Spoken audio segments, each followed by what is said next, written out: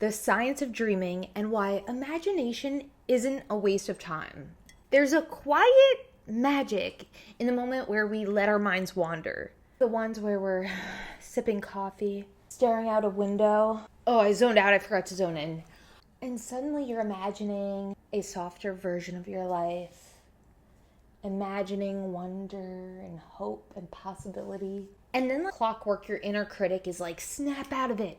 Or maybe a teacher, or maybe your boss is like, snap out of it. But here's what I want to tell you and what the science backs up. You're not wasting time, you're doing deep cognitive work. With boundaries, of course. Imagination isn't laziness, it's rehearsal. Preparation, possibility making. Let's unpack it. What the brain does when it's daydreaming. So when you're imagining, daydreaming, visualize, it activates what neuroscientists call the default mode network, the DMN. So this network is associated with self-reflection, empathy, creative insight, long-term planning. In other words, when you're mentally rehearsing your life, your brain is preparing for it. So, far from being idle, the mind in default mode is exploring, simulating, and preparing. Nature Reviews Neuroscience, 2015. Mental simulation equals practice without pressure. Researchers call this mental simulation. It's what elite athletes do. Public speakers, performers, a lot of them do this. So I believe Michael Jordan was the one who would visualize scoring before the game. Your brain doesn't fully distinguish between imagining and doing. So when you picture yourself confidently showing up, finishing that chapter, setting a boundary, you're training your brain for showing it what's possible. And this isn't manifestation fluff, it's neuroscience. Supposedly, no, it is. According to the research, guys. Ready? Listen. Mental imagery is not just a visualization trick. It changes neural pathways, prepares the body, and improves outcomes. Taylor and Pham, Journal of Personality and Social Psychology, 1996.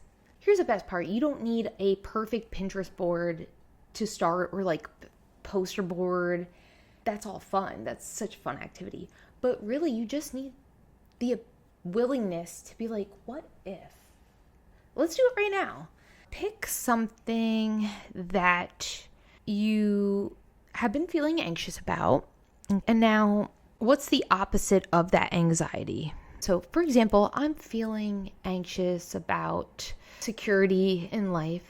What's the opposite of feeling anxious about the lack of security? It would be security. So imagine yourself with that opposite emotion right here. So I'm imagining myself feeling secure. I've got all my needs provided for. I'm taken care of and I'm safe. How does that feel? Loved, cherished, safe. Now open your eyes. At any moment, we can do this. And that's actually part of the imagination meditation. Yes, in Dream Nudge. Anyway, that's why it's in there as a daily practice, to do daily. Make those neural pathways, exercise those neural pathways. So why dreaming often gets dismissed and why that's changing. We live in a world that glorifies action and almost dismisses reflection and thinking. They're like, don't think, do. But studies show when we rush from task to task without pause, we lose purpose. We lose our why. Dreaming gives us time to reconnect with what matters the most and allows our brain to integrate new ideas and connections. Dreaming isn't self-indulgent, it's self-regulation. It helps you clarify what you really want, not just what's expected of you, strengthen motivation, expand your sense of what's possible, build the emotional resilience to keep going. And in fact, people who visualize success with detailed emotion are way more. In fact, people that visualize their success with detail and emotion are far more likely to achieve their goal. So it's not just the visualization that's important, it's that emotion. That's why it's okay. How does it feel when you have what you want? So dreaming. So yes, romanticize your life. Build your dream life. Small acts of intentional joy can regulate your nervous system, boost dopamine, and increase follow-through. And that's by Fredrickson B., The Broaden-and-Build Theory of Positive Emotions from 2001. So if you've been feeling stuck, let this be your permission slip. Guilt-free, stare out a window. Daydream about your future. Make a Pinterest board of things that inspire you.